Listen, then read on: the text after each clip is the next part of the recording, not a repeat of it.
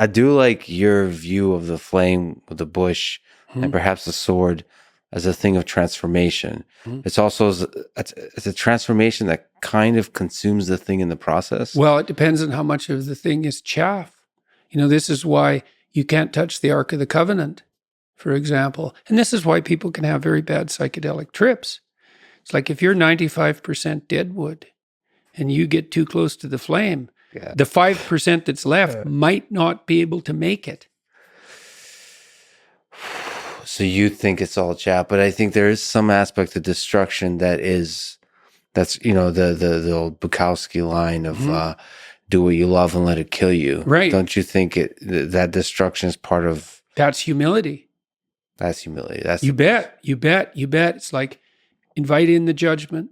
Invite in the judgment because maybe you can die a little bit instead of dying completely. Yeah. And I think it's Alfred North Whitehead.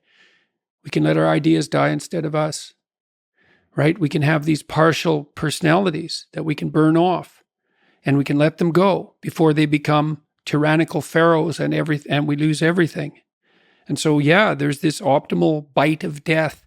And who knows what it would mean to optimize that? Like, what if it was possible that if you died enough all the time, that you could continue to live? And the thing is, we already know that biologically, because if you don't die properly all the time, well, it's cancerous outgrowths and like it's a very fine balance between productivity on the biological front and the culling of that, right? Life is a real balance between growth and death. And so what would happen if you got that balance right?